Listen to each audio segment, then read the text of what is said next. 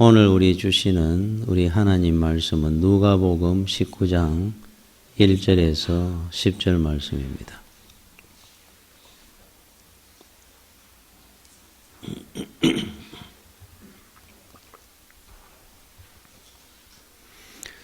예수께서 여리고로 들어가 지나가시더라. 삭개오라 이름하는 자가 있으니 세리장이요 또한 부자라.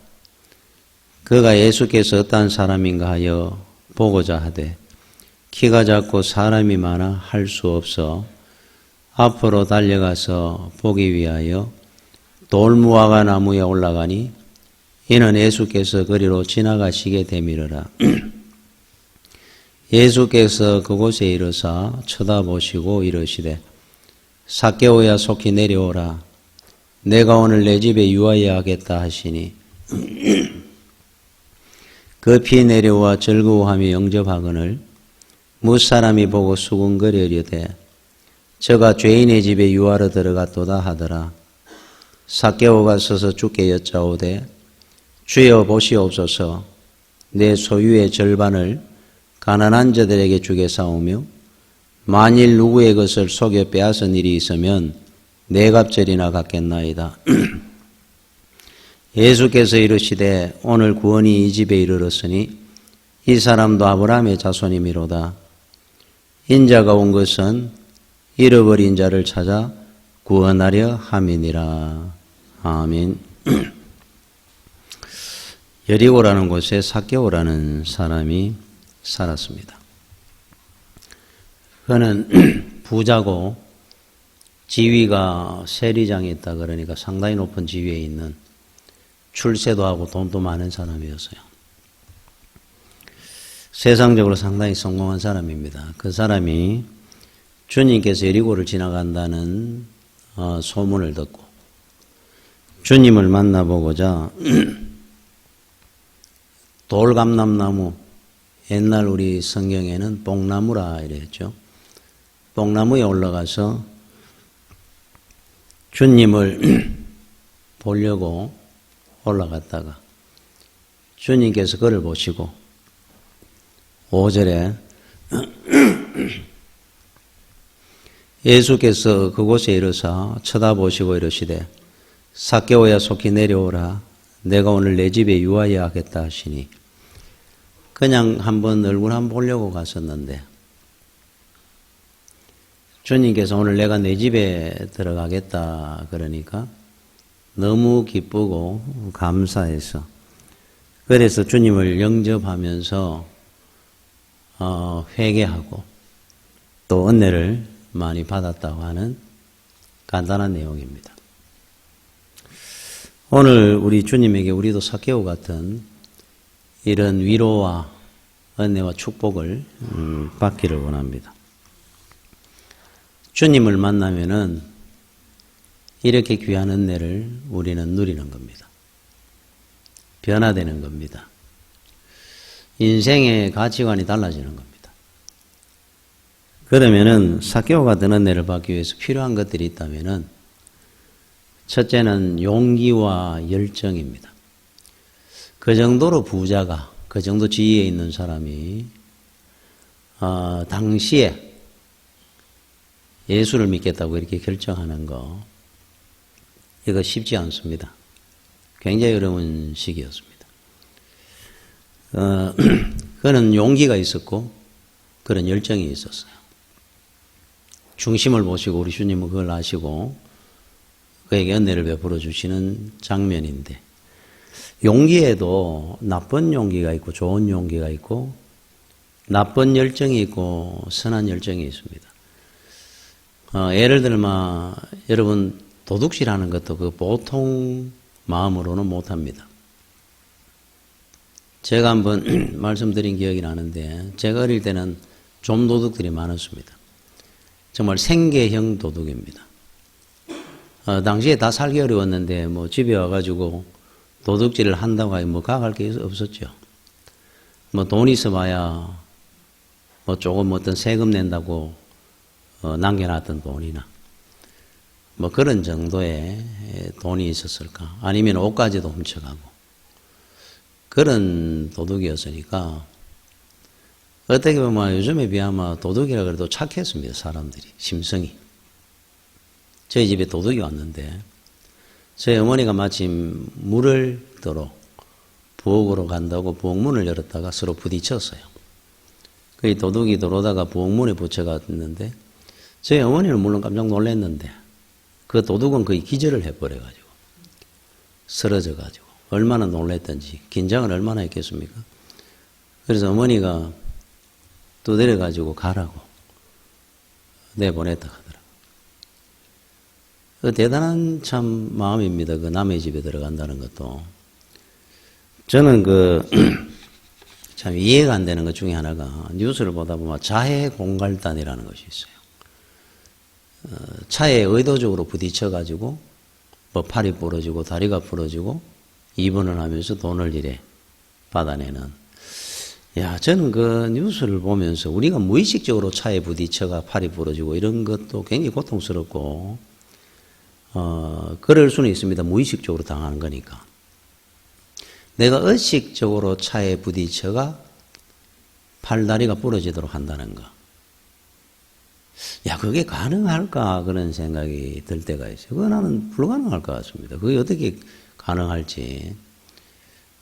대단한 마음인 것 같아요. 만약에 그게 정말 그렇게 할 수 있다는 것이. 그런데 이런 나쁜 용기는 우리 인생을 파멸하게 하고 불행하게 합니다. 거기에 비해서 선한 용기, 착한 열정이 있어요.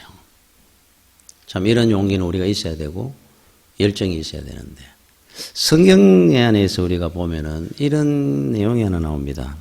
여러분 열왕기하 2장에 보면은 엘리야가 살아서 성천을 하는데 에녹 엘리야 우리 주님이 살아서 성천하셨죠.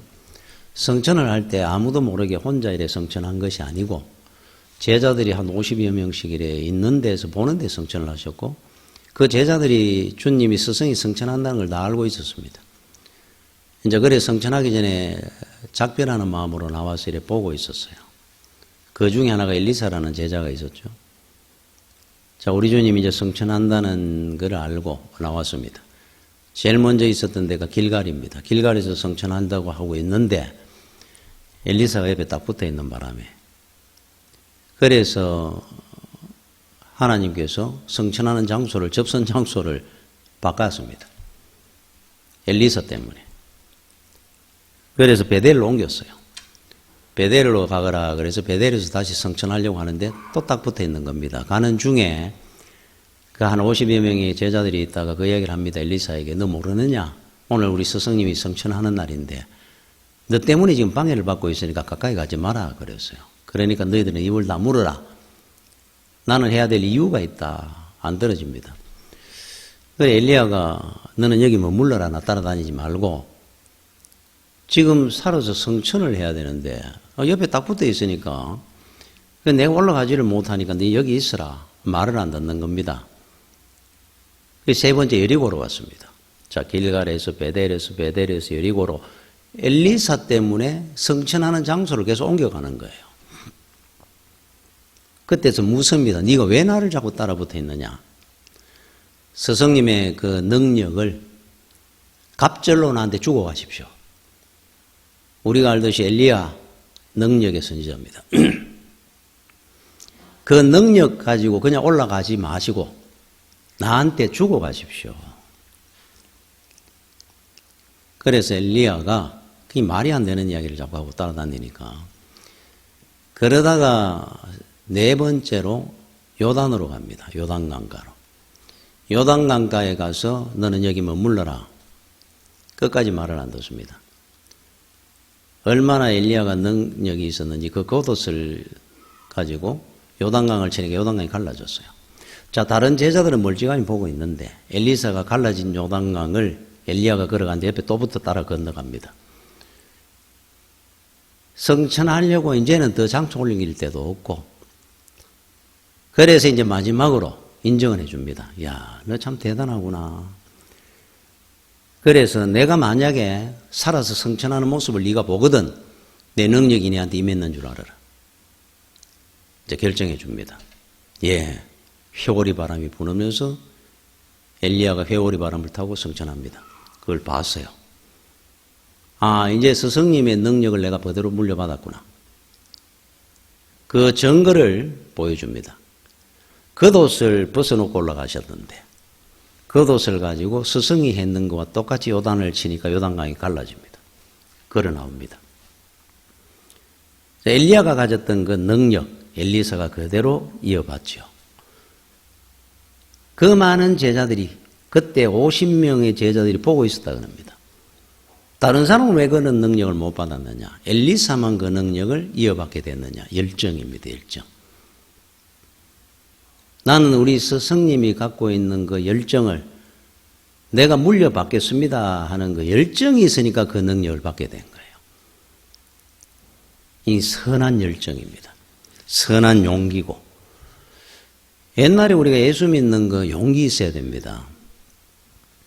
삭개오 시절처럼 우리나라도 옛날에 100년 150년 전에 초기 때 예수 믿기 굉장히 어렵습니다. 제사를 지내야 되고 그 유교 사상이 그리 강할 텐데 예수 믿으면은 집안으로부터 완전히 이거는 쫓겨나는 거죠. 제가 아는 분은 종손인데 종손으로서 기본적으로 1년에 제사 15번, 20번 이래 드리면은 어느 정도 풍족하게 삽니다. 그 집안에 그 사람도 큰 집안의 종손인데 결혼을 하면서 예수 믿는 분하고 결혼을 하면서 예수를 믿게 되었어요. 야, 내가 예수를 믿을 거다면 이래가 되겠느냐. 그래, 자기는 제사 못 지내도 하면 종손으로 쫓겨나는 겁니다. 포기했어요. 정말 이 사람은 자기 가진 돈 월세방 한 몇백만 원 갖고 나와가지고 새로 시작했는데 고생 많이 하면서 예수 믿는 때문에 다 포기한 겁니다. 유산이고. 그거 얼마나 대단한 용기입니까? 여러분, 우리나라에 윤보선 대통령이 있었죠.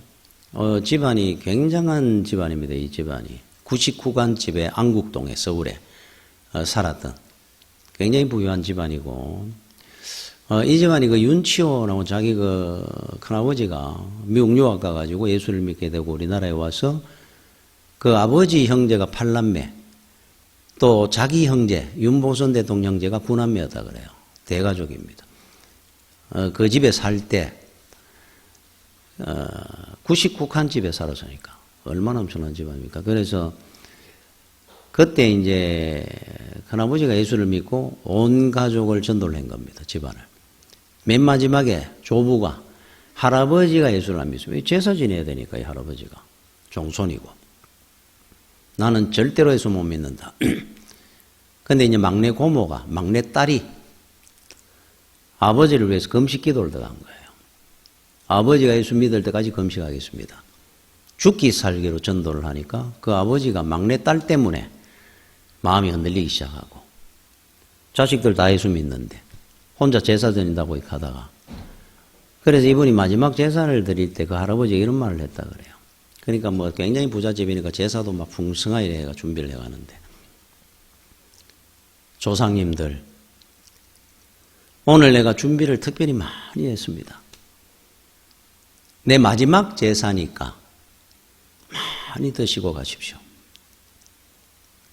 제 막내딸 때문에 내가 예수를 믿어야 됩니다. 그래서 더 이상 내가 제사를 못 드리게 됐습니다. 울면서 많은 사람들이 보는 데서 집안에서 마지막으로 오셔서 많이 잡수고 가십시오. 또 옛날 분들은 한번 한다 하면 또 독실하게 하는 분들이잖아요. 그 길로 이분이 예수를 믿고 온 집안이 예수를 믿었어요. 여러분이 아는 윤보선 대통령, 윤일선이라고 동생이 서울대 총장이었습니다. 윤영선이라고 농림부 장관이었습니다. 그 집안도 대단한 집안입니다. 예수를 얼마나 열심히 믿었냐면은 매주일마다 성가대원들은 그 집에서 밥을 먹었다 그래요. 점심을. 대접을 했다 그럽니다. 자, 부흥회를 하면 그 당시에 부흥회도 자주 할 때니까 강사는 무조건 그 집에서 극진하게 대접을 했다 그럽니다. 온 가족이 교회를 위해서 헌신했다 그래요. 열심히. 여러분 그 당시에 예수 믿는 거 쉽지 않습니다. 그 어른이 결정하기가. 굉장한 용기입니다. 일제시대 때 상투 자른다고 대들보에 목매에 자살한 사람이 그래 많았다는데 어떻게 예수를 믿겠습니까? 대단한 용기입니다. 그래서 용기가 있어야 예수를 믿고 교회를 나오는 겁니다. 자, 삭개오가 이 시절에 예수 믿는다는 게 쉽지 않았습니다. 그 지위에 그 많은 돈 많은 부자가 엄청난 용기입니다. 여러분, 세상에서도 용기 있는 사람들이 선한 일을 할 수 있는데 선한 일 하나를 하더라도 나쁜 용기 말고 선한 용기를 가지고. 여러분, 제가 얼마 전에 그 뉴스에 보다 보니까 일본 2001년도 일본 도쿄 의인 이수연이라고 하는 그 당시 26세 청년입니다. 한 사람을 살리고 자기가 그 지하철에 열차에 부딪혀 세상을 떠난 청년. 고려대학 재학 시절에 일본 유학을 가게 되고 가서 아르바이트를 하면서 생활비를 만들어 쓰고 아주 건실한 청년입니다. 그날도 아르바이트하고 7시 15분경에 그 도쿄 지하철을 타고 기숙사로 간다고 서 있는 중에 술 먹은 한 사람이 거기 비틀거리다가 선로에 떨어졌습니다. 근데 우리가 보통 이래 선로에 못 들어가서 이래 건져낼 수 있습니다. 열차가 돌아오고 있었어요. 열차가 불을 켜고 왕 돌아오는데 사람이 갑자기 떨어진 겁니다. 지금 자기 혼자 들어갔다 뛰어나왔다 올라오는 것도 힘듭니다. 누가 그런 생각이나 할 수 있겠어요? 뛰어내린 겁니다. 그 사람을 집어 올리고 자기는 부딪혀가지고 세상을 떠났습니다. 2001년도에 그런데 지금까지 추모제를 합니다. 도쿄 지하철에서 의인으로 일본 사람들이. 참 굉장히 선한 용기를 가진 청년이었다고 생각합니다. 그러니까 예수를 믿을 때 이 용기는 세상에 귀한 용기고 여러분들은 열정입니다. 또 우리 주님을 만나면서 삭개오가 했는 말이 있습니다. 8절에 삭개오가 서서 주께 여짜오되 주여 보시옵소서 내 소유의 절반을 가난한 자들에게 주겠사오며 만일 누구의 것을 속여 빼앗은 일이 있으면 네 갑절이나 4배나 갚겠다. 그럽니다. 회개입니다. 회개. 그 전에는 삭개오라는 사람 안 봐도 압니다. 주로 이런 스타일이 이런 말들을 합니다. 나는 남들보다 더 열심히 살았다고 생각을 했어요. 나는 죄인이라고 생각 안 했을 겁니다. 나는 성실했다고. 다른 사람들보다 내가 똑똑했고 능력이 있었으니까 오늘 이 자리까지 온 거다. 내가 어떻게 살았는데 더 당당하게 살았을 겁니다. 자, 주님을 만난 겁니다. 주님은 나의 거울입니다. 나의 영과 육을 밝히 보여주는 거울이거든요. 주님을 만나고 나니까 사도 바울처럼 나는 죄인 중에 괴수였구나. 내가 모은 이 재산 전부 도둑질한 거구나. 내가 가만 보니까 많은 사람들을 억울하게 했었구나. 보기 시작을 합니다. 제가 얘기했죠. 어느 그 신학대 교수가 예수를 믿고 나니까 옛날에 대학 다닐 때 자취하면서 앞집에 그 앞에 있는 가게 5개들이 라면값 외상해놨다가 잊어버린까지 다 기억나게 하더라 그러잖아요. 하나님이. 그것까지 갚도록 만들더라 그러잖아요. 자기 자신을 본 겁니다. 나는 죄 때문에 파멸하고 죽는구나. 여러분, 깨끗한 종이 백지 위에 잉크를 쏟습니다. 자, 쏟아낸 잉크를 닦아냅니다. 물로 씻고 보고 걸레로 닦아보고 아무래도 그 얼룩은 못 지울 겁니다. 죄가 그렇습니다. 우리 인생 속에 우리는 죄인이거든요. 날 때부터. 이미 우리 인생은 닦아도 지워도 울어도 안 되는 죄가 우리 인생을 얼룩지게 해놨거든요. 이미 못 씁니다. 다른 길이 없습니다. 가치가 없어졌고 쓸모가 없어진 거예요. 버려져야 됩니다. 그런 인생을 우리 주님께서 우리를 구원하신 겁니다. 그거를 알게 하고 보게 해주는 겁니다. 소돔과 고모라가 왜 멸망했으면 죄 때문에 멸망했죠.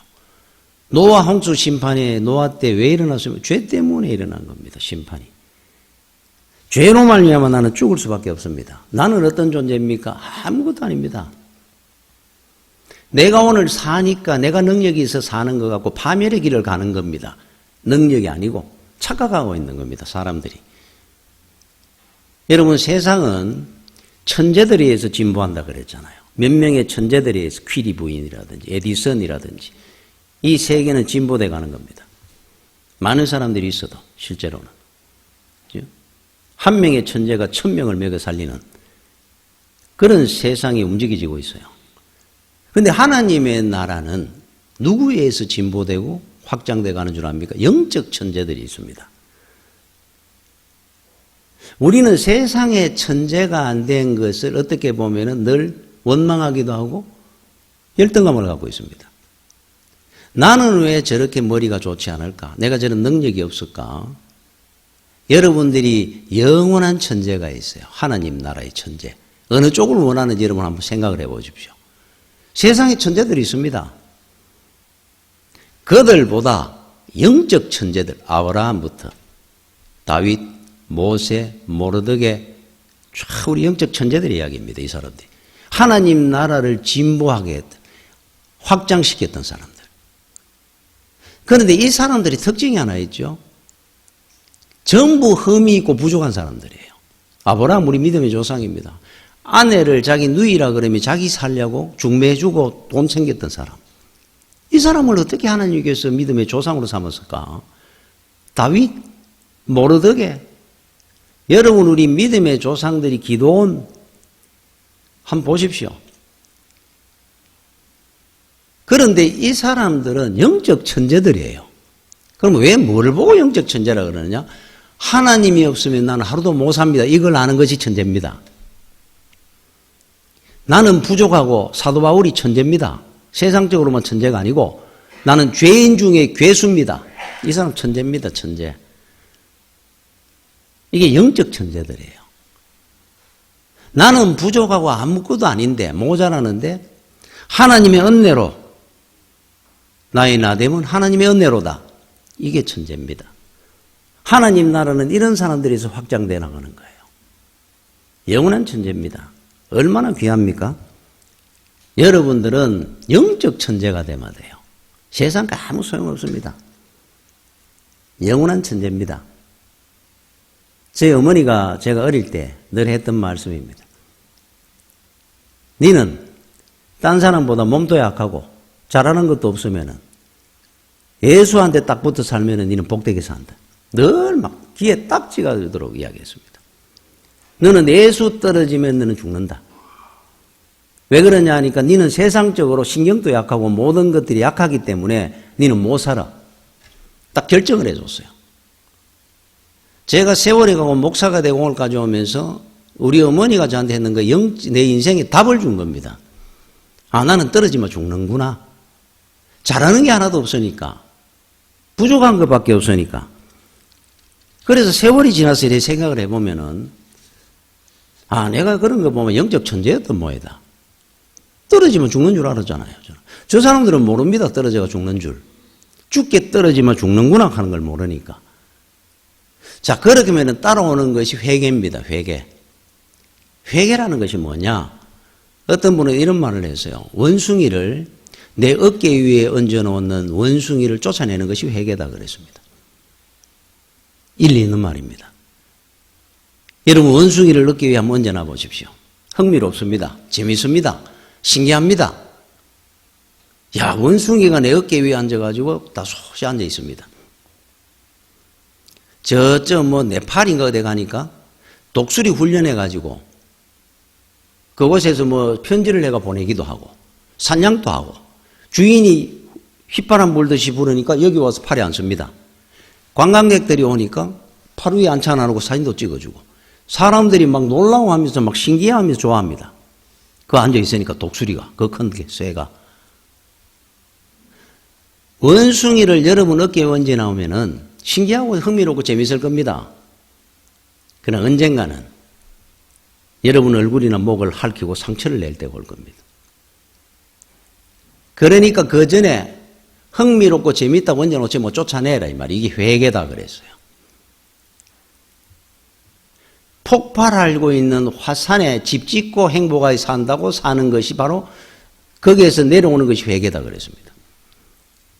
곧 폭발하는 화산 위에다가 집을 지어놓고 자연인처럼 멋지게 경관 좋고 산다는 겁니다. 폭발하면은 재산만 날라가고 생명이고 다 죽습니다. 가족들이고. 하루빨리 모든 집이고 재산이고 두고 나오더라도 살아나오는 것이 먼저인데 그게 회개라 그럽니다. 회개입니다. 여러분들이 예수를 믿으면은 따라오는 게 회개라 그랬죠. 하나님은 우리 가는 길을 막고 회개하기를 원할 때가 있습니다. 여러분 그 민수기 22장에 보면은 발람 선지자 이야기가 나옵니다. 발람 선지자라는 분이 있었어요. 이분이 얼마나 어리석은지 하면은 여러분이 잘 아는 것처럼 나귀라고 하는 동물한테 꾸지람 들은 사람 선지자입니다. 그때 모압이 이스라엘과 전쟁을 하려고 하고 있는데 그럼 선지자가 당연히 모압을 저주하고 자기 백성 이스라엘을 축복해야 될 거 아닙니까? 그런데 모압 왕 발락이라는 사람이 사신을 보내가지고 이 사람한테 협상을 하는 겁니다. 내가 금은 보화를 이만큼 줄 테니까 우리를 축복하고 이스라엘을 저주를 해주면은 내가 폐물을 이만큼 주겠습니다. 뇌물을 주겠다는 거예요. 여러분 선지자가 이스라엘의 선지자가 돼가지고 폐물의 눈이 어두워서 이스라엘을 저주를 하고 모압을 축복하러 나귀를 타고 갑니다. 지금 돈 챙기러. 하나님이 그냥 두겠습니까? 하나님의 사자가 칼을 들고 나귀 앞에 막았습니다. 그런데 영의 눈이 어두우니까 발람 선지자는 이걸 못 봤어요. 하나님의 사자가 칼을 들고 자기 나귀 앞을 막고 있는 줄을 안 보입니다. 이 사람은. 그런데 나귀는 본 겁니다. 그러니까 짐승보다 못하다 하는 경우가 이런 경우입니다. 나귀는 하나님의 사자가 자기 길을 막고 있는 걸 봤어요. 더 못 갑니다. 섰습니다. 두려우니까. 칼을 들고 서 있는데. 그러니까 지팡이로 나귀를 때리기 시작합니다. 안 간다고. 마침내 하나님께서 나귀 입을 열어가고 선지자에게 꾸중을 합니다. 내가 오늘까지 당신 말을 한 번도 안 들은 적이 있느냐? 그런데 내가 지금 못 가서 안 가고 있는 건데 왜 나를 때리느냐? 그때 하나님께서 영의 눈을 열게 하시고 앞에 보니까 하나님의 사자가 칼을 들고 막고 있는 겁니다. 거기에 주저앉아가 회개를 합니다. 우리가 인생 살다가 여러분 인생에 어떤 문제, 실패, 어려움이 있을 때 흔히 우리는 그 문제만 바라보고 그 실패만 바라보고 그걸 원망하고 불평할 때가 있어요. 하나님의 사자가 막고 있는 방법이 실패라든지 문제로 우리 앞에 막고 있는 겁니다. 그런데 그것만 바라보고 원망 불평하는 것은 낙이 때리는 것하고 똑같습니다. 뜻은 볼 줄 모르고 왜 하나님께서 내 가는 길을 막는지를 모르고 나귀를 때리고 나귀한테 불평을 하고 원망을 하는 겁니다. 그거하고 똑같은 거예요. 앞으로 어떤 일이 있거든. 앞에 여러분 앞에 지금 하나님의 사자가 칼을 들고 인생길을 막고 있다는 것을 볼 줄 알아야 됩니다. 서가지고 돌아서면 복입니다. 분명히 이 길을 하나님 막을 때는 다른 길을 열어놓고 막지 길이 없도록 사방팔방으로 막아가지고 못 가게 하는 법은 없습니다. 분명히 이 길이 아닙니다. 여러분 그 1895년에 미국의 엘레바마 주라는 주가 있다 그래요. 그 주에 그거는 주로 모카 농사를 해가지고 사는 데인데 모카 벌레가 막 생기면서 모카 농사가 완전히 흉년이 된 겁니다.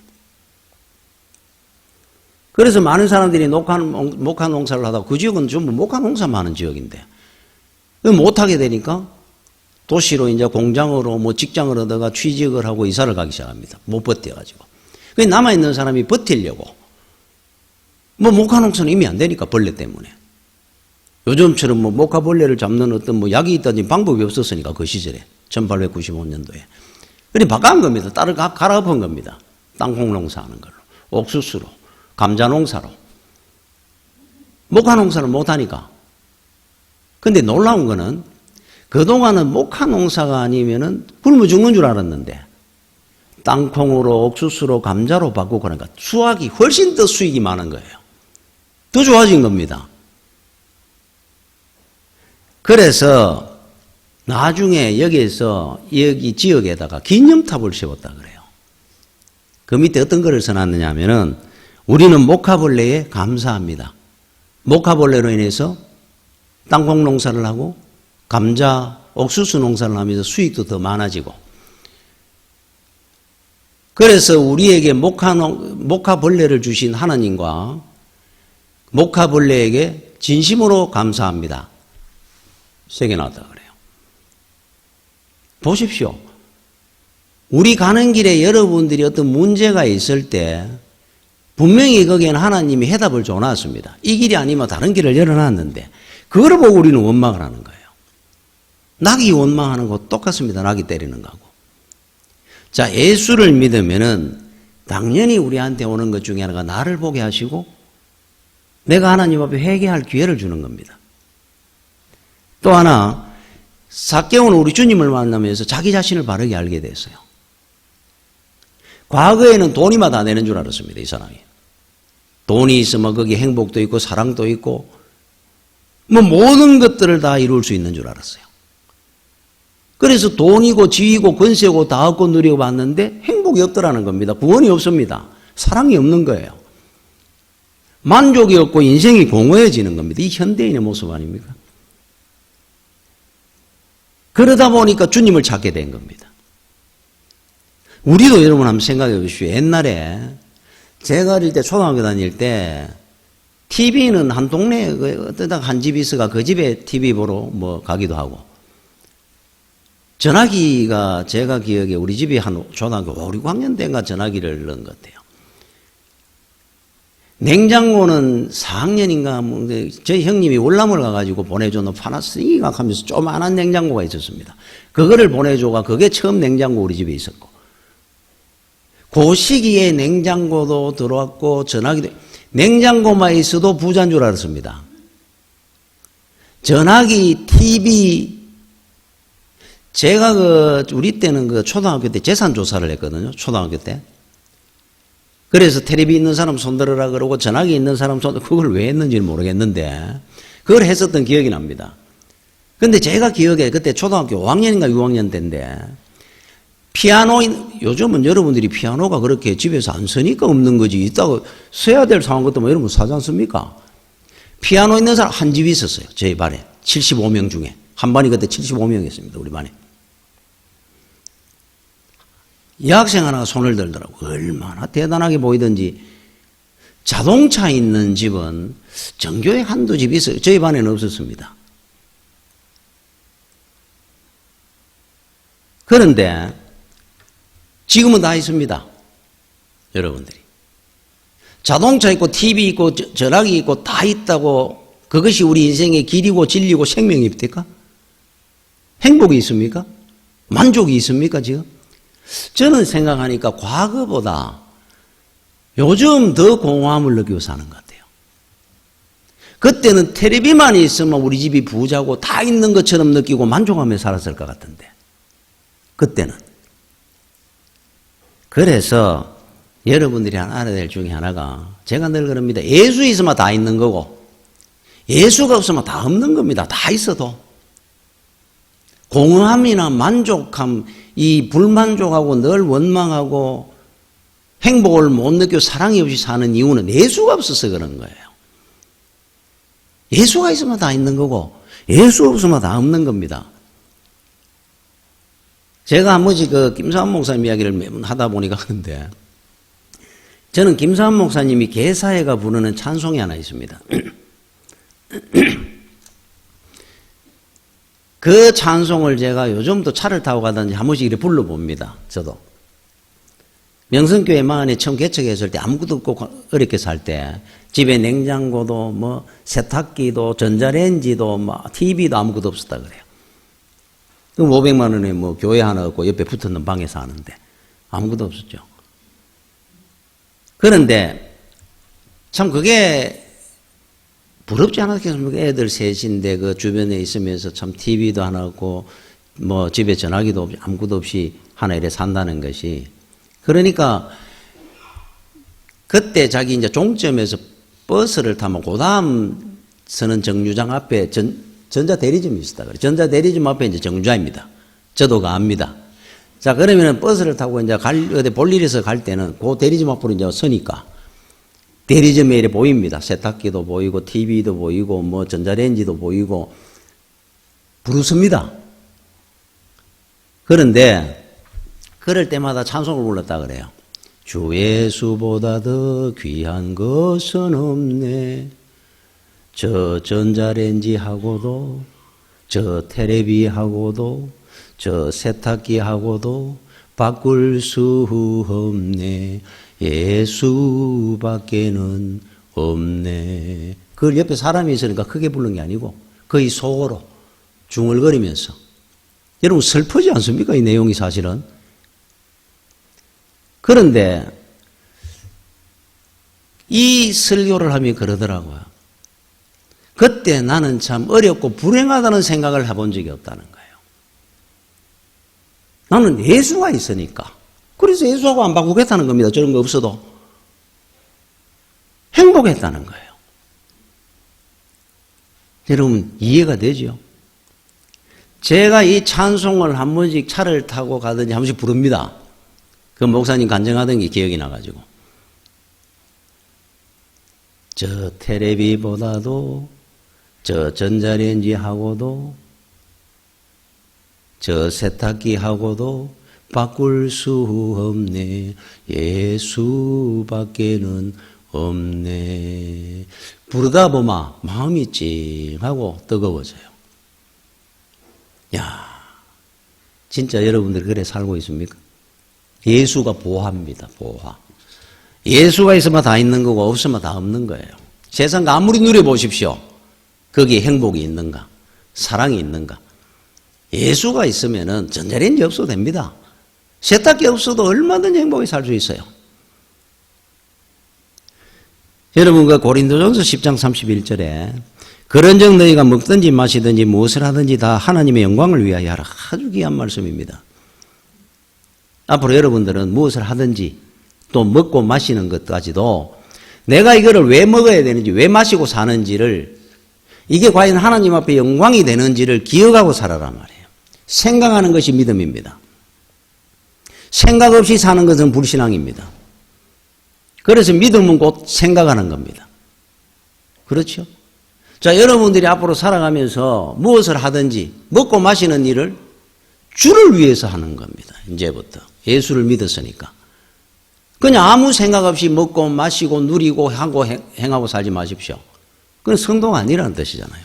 여러분 그 한비자의 글에 이런 내용이 나옵니다. 옛날에 상나라라는 나라가 있었다 그래요. 거기에 마지막 황제가 주왕입니다. 주왕이 그냥 식사하고 황제니까 얼마나 잘 먹고 살았겠습니까? 어느 날부터 이러더라는 거예요. 나는 앞으로 상하젓가락으로 밥을 먹겠다. 상하젓가락. 상하젓가락으로 밥 먹을 수 있겠죠. 황제니까. 그때 그 이야기를 들은 기자라는 기자가 이런 말을 했습니다. 앞으로 이 나라는 망하겠구나 하고 탄식을 했어요. 그 사람이 상하젓가락 하나 가지고 황제가 밥을 먹는데 왜 망한다 그러느냐?